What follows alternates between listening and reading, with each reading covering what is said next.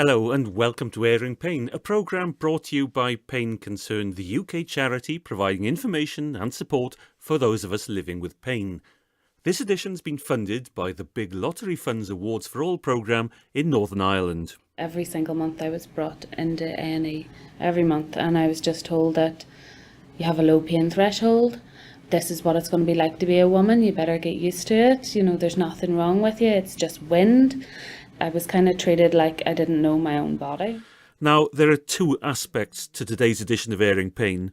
One is to explore a condition that affects 1.5 million women in the UK. And the other is to see how belonging to a support group can be a valuable aid to managing any chronic condition. Earlier this year, I went along to the monthly meeting of the Endometriosis Support Group in Belfast. Their guest speaker, gynaecologist Dr. David Hunter, was conducting a question and answer session. So endometriosis is a chronic progressive condition which can develop at any stage throughout a woman's reproductive life. It's more common in women in their 30s and 40s, but can present much earlier. And when it presents earlier, it's often very severe and aggressive. So it's a disease that affects extrauterine organs, the ovaries, the side walls of the pelvis, sometimes the bowel, and the area at the top of the vagina, the pouch of Douglas. The symptoms that it causes are chronic pain, pain with intercourse, pain with bowel motion, and sometimes crippling menstrual pain. It's often associated with a very similar condition called adenomyosis, whereby the lining of the womb, rather than growing outside the womb or within the lining of the womb cavity itself, grows into the muscle wall of the womb. And that's a condition that presents a particular management difficulty because the only truly effective treatment for that condition is hysterectomy. Endometriosis per se, being an extrauterine disease, can be treated by excision of the endometriosis and conservation of the womb, but when adenomyosis is present, the improvement in pain scores is often much less in the absence of a hysterectomy.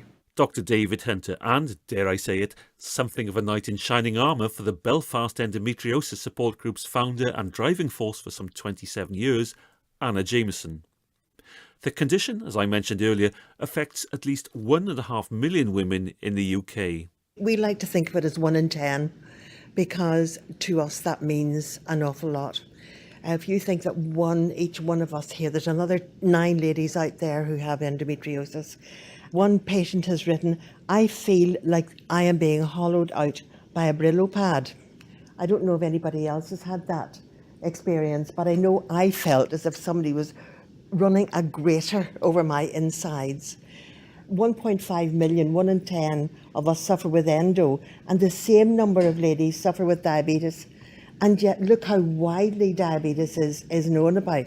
73% of women have reported relationship problems, 10% within ordinary friendships, 11% say it has caused breakups in friendships or in relationships, 11% find it difficult to look after children, and 39% say that it has caused significant problems between them and their partner. And that again is very sad. But in this little group, I don't think we allow that to linger, do we, girls? We don't. We are an upbeat group. We like to think that there are better days coming. And with the help of Dr. Hunter, who's been absolutely fantastic to the girls here in this group, I think he knows more about our insides than we know. Just tell me in simple terms, so I can understand this. The tissue from the womb actually spreads outside the womb, is that right? Yes, there are a number of theories about how endometriosis develops, and the oldest of those theories is called Sampson's theory. And at the time of menstruation, in addition to menstrual effluent being expelled through the cervix, some of the menstrual effluent is expelled through the fallopian tubes into the tummy cavity or pelvic cavity. In a number of women, that tissue retains the ability to survive, implant into the tissue that lines the tummy cavity, and then become viable. It then responds to the hormones that the ovaries produce on a cyclical basis, and obviously each month bleeds, causes inflammation, and may cause adhesions or scarring, which tends to make things stick together. Can it spread beyond the abdomen? Yes, and one of our patients this evening had disease very close to a lung. It can also be found in abdominal wounds or within pulmonary tissue. And that is not in keeping with Sampson's theory of development of endometriosis, which is one of the reasons why other theories have been postulated. I'm Linda Harrison, and I've suffered with endometriosis for about 8 years now. Mine caused extremely severe pain with vomiting, with sneezing, with coughing, with hiccuping, and I had already suspected by this stage myself that I had endometriosis on my diaphragm, and then subsequently I found out I had it quite extensively in my pelvis and in part of my body wall and in my diaphragm as well. With so extensive a spread, what's the treatment for that? Initially, to help diagnose it, Dr. Hunter had done an MRI on my pelvis, and again, he knew that he didn't think that the endometriosis on my diaphragm would be likely to be visible on an MRI, so he found it extensively in my pelvis but couldn't see anything on my diaphragm. Had that removed and was sent home hoping that the pain in my side was sort of maybe referred pain, or that from that hopefully that the surgery would improve it. But 3 weeks later, the pain in my side was just the same. The surgery hadn't helped that pain. I had some pelvic pain before, but really nothing compared to the pain in my side. So I went back and then I got a further MRI, which showed up the endometriosis on my diaphragm and in my body wall as well. So I then got referred via a cardiothoracic surgeon to a liver specialist who did my surgery 6 months ago, and my life has improved beyond recognition. Even with your suspicions, because you knew what you had Yes. long before I diagnosed it. Yes. And it took a little bit of a while for me to get to the bottom of you. Yes. Would you dare say that? The only thing I would say is that Dr. Hunter at least believed. I think that was probably the most important thing after so many years for somebody. It may have taken a bit of work to get there, and it certainly wasn't a straightforward presentation, or maybe a more normal presentation, but I suppose all I would have asked was for somebody to listen to me and to believe my symptoms rather than maybe really probably dismissing them for a long time. So I think, yes, I like with endometriosis, it's not always simple by any means, but to just believe in your patients and together you can get there and get sorted out. And I must like the improvement in my quality of life, and I would say also for my husband or my family, the improvement in his quality of life is really beyond belief. He would never really have known me as a well person, and for him not to be running about at 3 o'clock in the morning with a bucket for you to be sick in and waking up has been a huge help for both of us. Yeah. So thank you very much to Dr. Hunter and the team. Pleasure. One of the most important things that I've learned in my medical career is the importance of listening. People know their own bodies. If you listen carefully, then people will tell you what's wrong. There's nobody who can diagnose endometriosis without either looking at it directly or having a biopsy specimen confirm it. But patients will often direct their clinician to their diagnosis, and it's listening to the direction that I find very important, and listening as well to what the patient wants from her treatment, because not everybody wants the same thing. And again, another blunt question that I ask sometimes is, what do you want to take from your treatment? Because we can't always fix everything. I'm Nuala Campbell. I'm 30 years old and I've been suffering from endometriosis since I was 15. It affects everything. It affects, I have chronic fatigue along with endometriosis, so it affects my ability to do a lot. Can't go out and do all the social things that someone at 30 years old might want to do. I can't have children. I was told around when I was 26 that I would never have children naturally. At 15 I was being brought to hospital, either by ambulance or by a parent who was totally freaking out. So every single month I was brought into A&E. Every month? Every month. And I was just told that you have a low pain threshold. This is what it's going to be like to be a woman. You better get used to it. You know, there's nothing wrong with you. It's just wind. I was kind of treated like I didn't know my own body. Even after I had my first laparoscopy to diagnose, they drained a lot of internal bleeding from my pelvis. So I lost around 1.5 stone in weight when I came out of surgery. And they still didn't diagnose me with endometriosis. They let me go home. It was another 3 years after that before they said it was endometriosis. My name is Robin Atchison. I'm 24, and even my doctor was so convinced that there was nothing wrong with me that whenever I had the operation, I was told on my way into theatre that there wouldn't be anything wrong with me, that I would wake up and I would still not have an answer. I should point out that I asked for this operation specifically to get an answer, whether it be positive or negative. And whenever I came around from the operation and it turned out that I did have endometriosis, there was actually too much of it to remove at the time, so I had to wait a further 6 months to get it removed. I'm still recovering from that. It's only been about 6 or 7 weeks, 7 weeks now. But just having that diagnosis makes a world of difference. You can tell people, this is what I have that's wrong with me. It's not just a generic, I'm in pain a lot of the time and nobody knows why. This is my condition. You can look it up on the internet. You can, read blogs about it. You can look at what other people are saying about it, and people can then start to understand and get a bit of an awareness of what it is that you're going through. Do your friends understand? The friends that I have now do. Whenever I first got ill, I have lost a lot of friends since then. You have to cancel a lot of social things. You maybe have to alter your lifestyle a bit. You can't do as much as you used to be able to. And some friends can't really see that whenever you look the same on the outside, that there's something different that's happened to you that you're struggling with, maybe behind closed doors, behind the smile that you wear every day. For a condition like endometriosis, a gynae condition, it's not always the easiest thing to talk about, and some people don't like talking about it. My best friend is a boy. It's been interesting educating him about it, but he's actually been one of the most supportive of my friends, and he really tries to understand where I'm coming from, and he would be the one that would help me out the most. He would notice when I'm having a bad day and would help me carry things or would walk me to my car and things like that. So I think that the friends that I have now are probably the truest friends I've ever had, because they're the ones that know me, pain and all, and accept me for that. Is diagnosis a problem? A diagnosis is very problematic, and there is a delay in diagnosis of 10 years on average between the onset of symptoms and diagnosis within the UK. 10 years is an awfully long time. It's dreadful.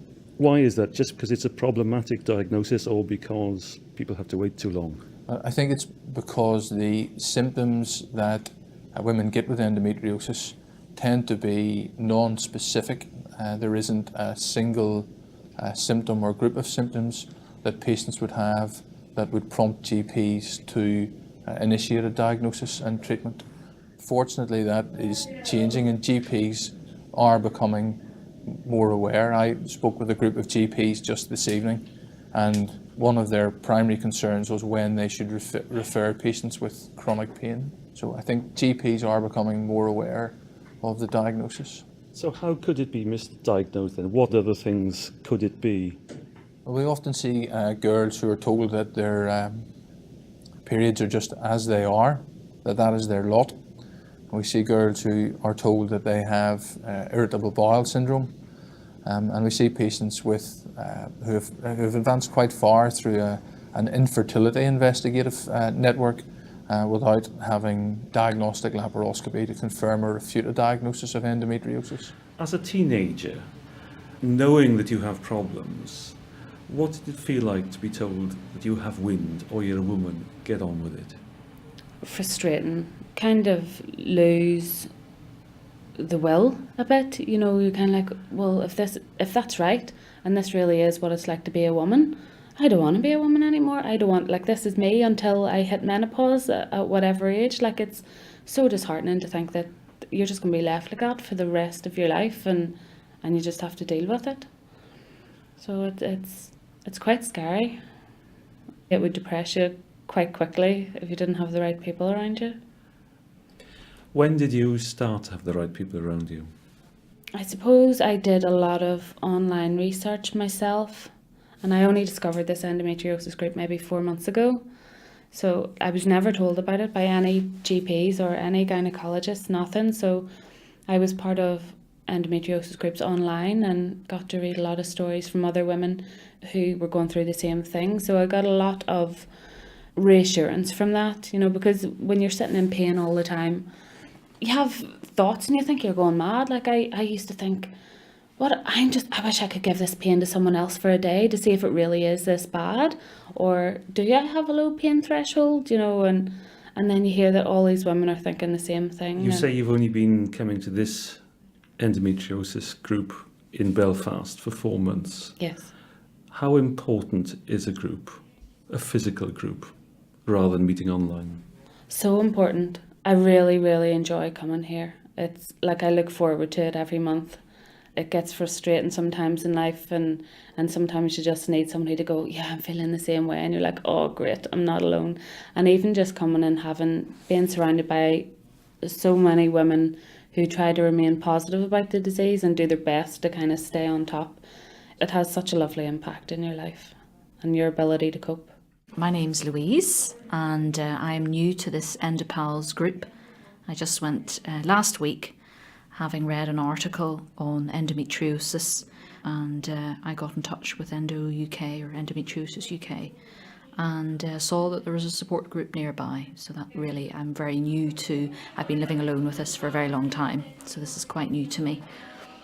Tell me how endometriosis affects you.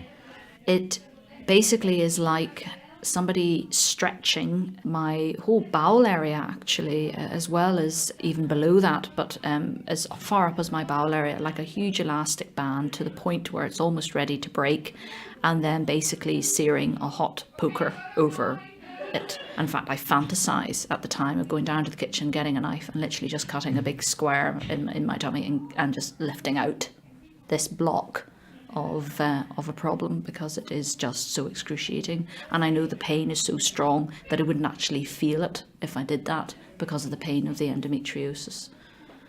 And how long have you had it?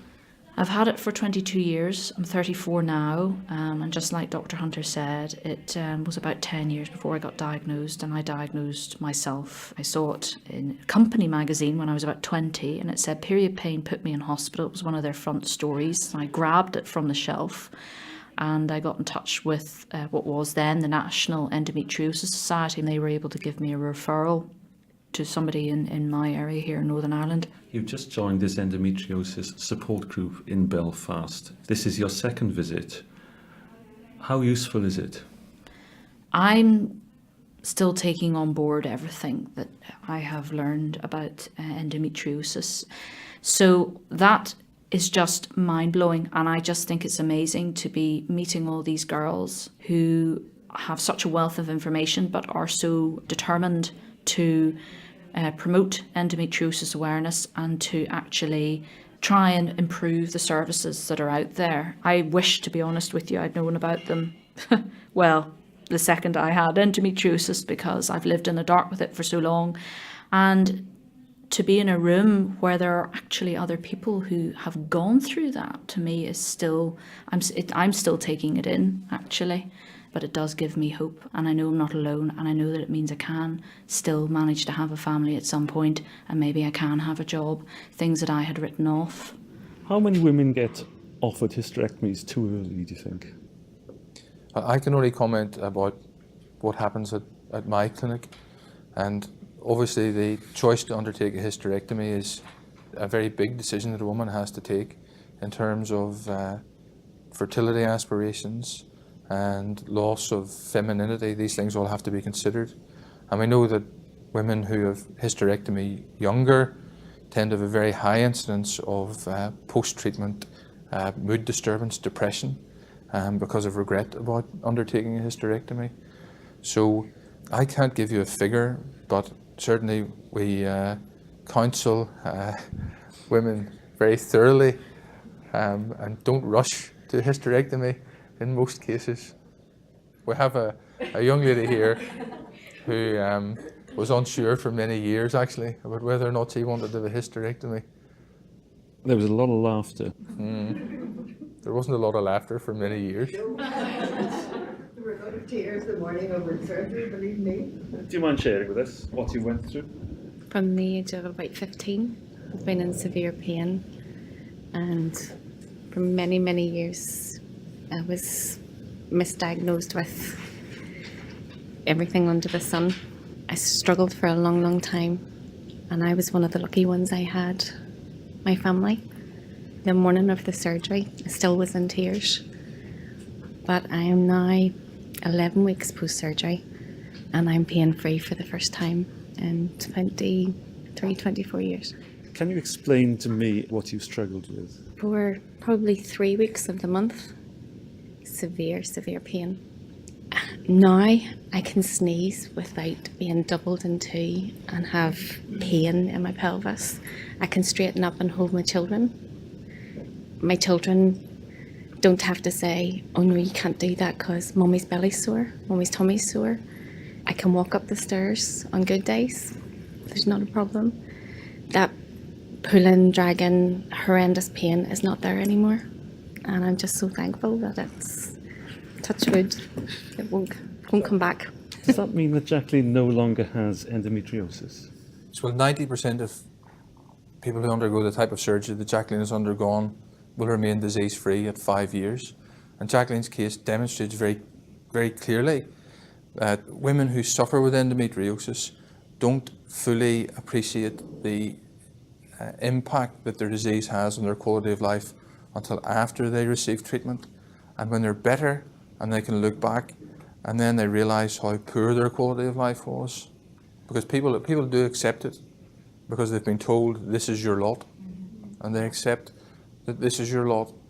And it's only after treatment, when life is better, that you can look back and say things were miserable.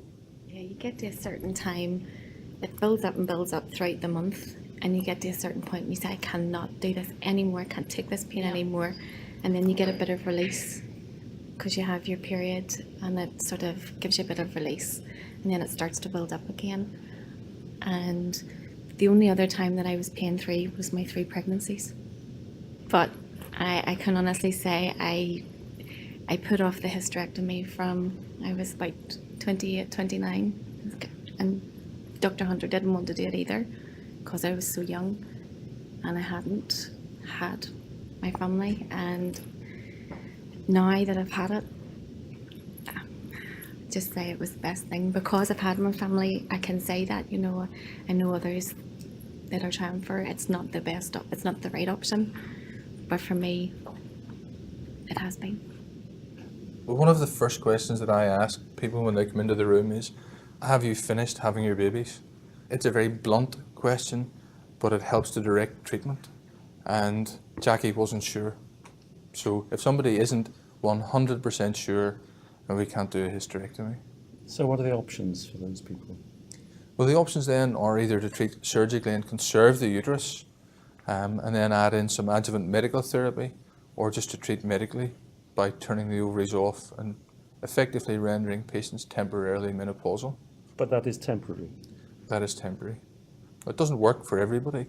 And when treatment's discontinued, about 3/4 of patients will have a flare-up of their symptoms. I set this group up over 27 years ago because when I had endometriosis and facing a hysterectomy, like Jackie, I kept putting the hysterectomy off all the time. Every time I was told in that room over there that I had to have a hysterectomy, I would come out and say to the nurse, I'm not going to have a hysterectomy. So I set the group up because I was actively looking for somebody in the same situation. I just needed to talk to somebody, and that is why this group was set up, just so that we could talk to one another. And anyway, I set the group up, and one by one we all came, and it was called the Hysterectomy Support Group in those days. And then one after the other girl coming in was having her hysterectomy because of endometriosis. And she was in the same situation as I was, saying, no, I'm not ready for a hysterectomy, and please let me make you understand tonight that unless you are, you never have it, right? Anyway, we had to find a way around supporting each other and supporting the girls who came in. And I'm just looking tonight at Jackie, and I can tell you the night that Jackie walked through the door there, another lady and myself, we had to go down to the door and help her in to a seat. And we were using the kitchen in those days. Do you remember that? And Jackie could hardly walk. Now look at her. And I am a firm believer in the fact that if you can find somebody else to talk to, that is really one of the best things that you can do. We are here because we have been helped. Corinne and Lauren and Tracy's been here since she was 19. And I'll not tell everybody how old you are now, I know you will. But Tracy came here whenever she was a 19-year-old, having been told then that she would have to have a hysterectomy. And Tracy, with David's help, was able to get through life because Tracy was really very, very bad. And we shared the same GP. We have our meetings on a Thursday night, and I had to see him on a Friday for a blood test. And I walked into him and I said, before I get this blood test, I want to tell you that there's a wee girl comes to our group and her name's Tracy and she really needs to see somebody else. And when Tracy went for a letter for a second opinion, she got it and she was able to go to Middlesbrough. And when she came back a couple of weeks later, I went to visit her and she said, oh, I met this lovely young doctor and he's from Belfast. And that was David. And David then, when he came over here and got his consultancy post, and even before that, was always very willing indeed to come along and support us as we supported each other. How important is it for you to meet patients like this in this informal gathering? I love coming along here. And not just for the tea and cakes? Not just for the tea and cakes. I think it's great to get the feedback that we get from a group like this, because with patients here, some of the girls here haven't done so well as others, some of them continue to suffer, and it's good to have that feedback as well as the positive stories. And it's heartening for me to see the fruits of my labour, because it's great to know that we make a difference. My thanks to David Hunter and the ladies of the Belfast Endometriosis Group for letting me sit in on their meeting. If you'd like to find a support group in your area, then check out the Endometriosis UK website, and that's at endometriosis-uk.org. My usual words of caution are that whilst we believe the information and opinions on airing pain are accurate and sound based on the best judgments available, you should always consult your health professional on any matter relating to your health and well-being. He or she is the only person who knows you and your circumstances, and therefore the appropriate action to take on your behalf. Don't forget that you can still download all the previous editions of Airing Pain or obtain CD copies direct from Pain Concern. If you'd like to put a question to Pain Concern's panel of experts or just make a comment about these programmes, then please do so via our blog, message board, email, Facebook, Twitter or pen and paper. All the contact details are at our website, which is painconcern.org.uk. I'll leave you with the ladies of the Belfast Endometriosis Support Group. I haven't been able to wear jeans in 4 years, and yesterday I wore jeans for about 10 hours, and it was the best feeling in the world, just being able to wear jeans, because I've been wearing loose fitting clothing for 4 years because in fear that it'll hurt me, and I still haven't reached the ultimate goal, which is to wear jeans while eating pizza because eating cheese triggers my pain. It isn't a very exciting goal for a 24-year-old, but to just wear jeans and eat pizza would be great.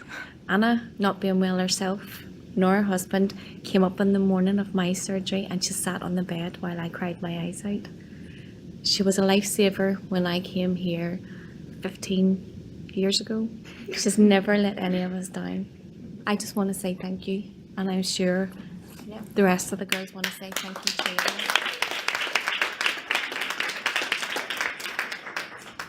I don't allow them to do that.